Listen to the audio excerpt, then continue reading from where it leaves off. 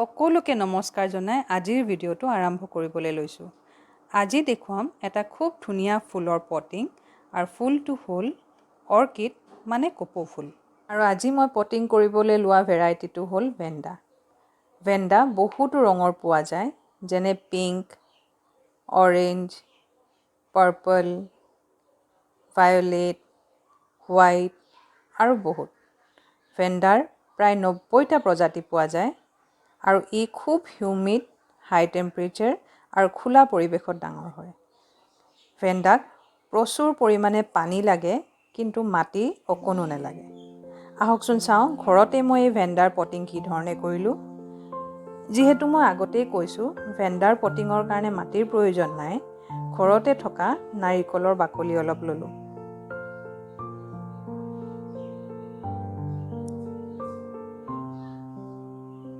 ইয়াক অলপ সৰু সৰুকৈ কাটি ল'লোঁ।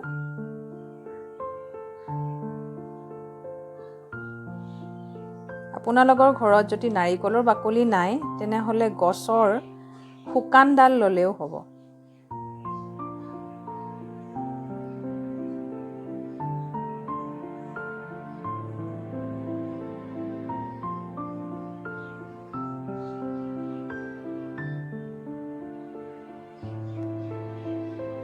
এয়া মই নাৰিকলৰ বাকলিখিনি গোটাই ল'লোঁ।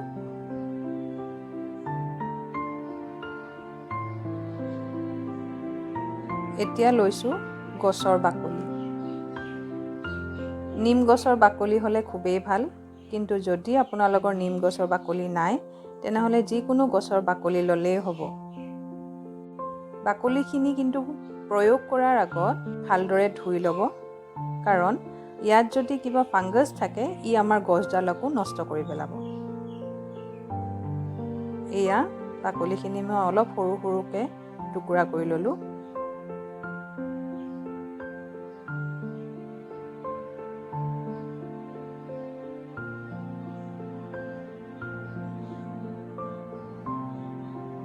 আৰু এইবাৰ লৈছোঁ শুকান পাত। যিকোনো গছৰে শুকান পাত লৈ অলপ সৰু সৰুকৈ টুকুৰা কৰি ল'ব।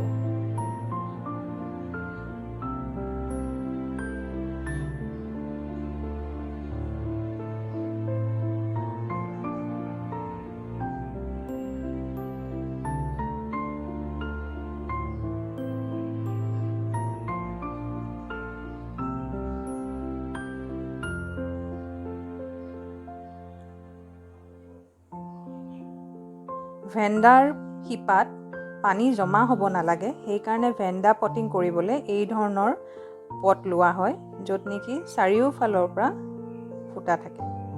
যদি আপোনালোকৰ ওচৰত এনেকুৱা ধৰণৰ পট নাই, সাধাৰণ প্লাষ্টিকৰ পট লৈ চবফালে ফুটা কৰি লৈও ব্যৱহাৰ কৰিব পাৰিব।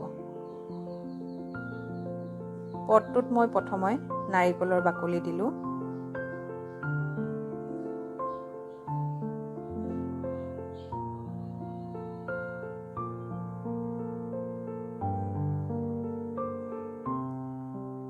এবাৰ গছৰ বাকলি,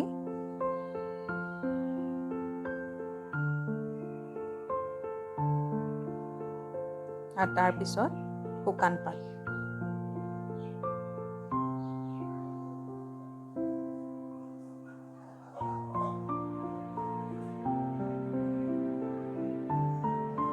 ভেণ্ডাৰ পুলিটো লৈ তাত থকা শুকান পাত বা শুকান শিপা অঁতৰাই চাফা কৰি ল'লোঁ।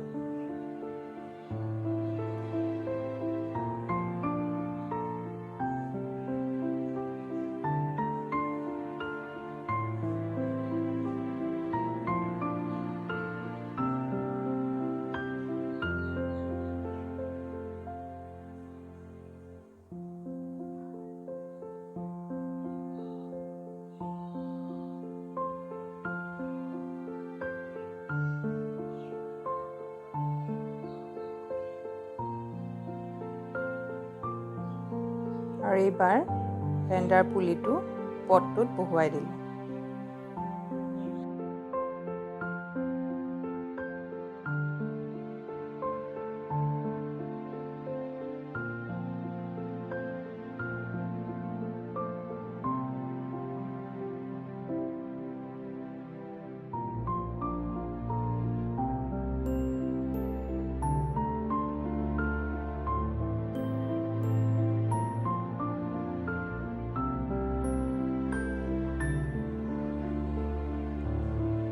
এয়া চাওক, অকণো মাটি নোহোৱাকৈ আমি ভেণ্ডাৰ পটিং কৰিলোঁ।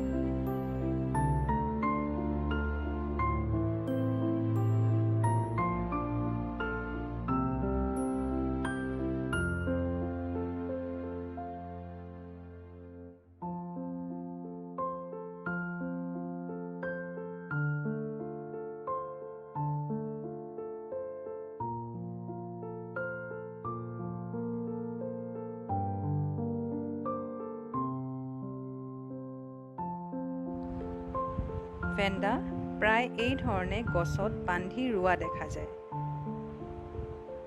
ভেণ্ডাৰ ফুল জানুৱাৰীৰ পৰা মাৰ্চ মাহৰ মাজত ফুলে আৰু ইয়াৰ ফুল 7 দিনৰ পৰা 120 দিনলৈ ভালে থাকে।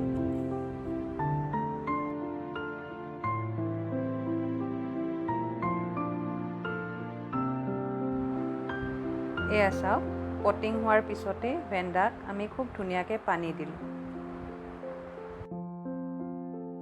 ভেণ্ডাত প্ৰায় প্ৰতিদিনে পানী দিয়াটো উচিত আৰু সপ্তাহত এবাৰ লিকুইড ফাৰ্টিলাইজাৰ এপ্লাই কৰিলে ভেণ্ডাৰ ফুল বৰ ডাঙৰ আৰু ধুনীয়া হয়।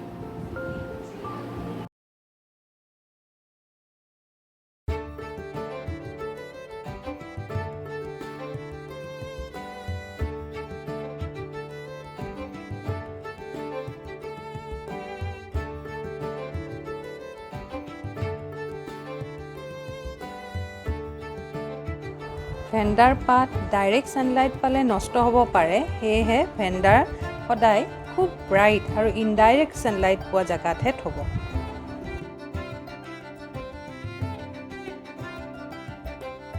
ভিডিঅ'টো চাই যদি অকণমানো ভাল পাইছে, আমাৰ চেনেলটো লাইক, শ্বেয়াৰ আৰু ছাবস্ক্ৰাইব কৰিব বুলি আশা ৰাখিলোঁ।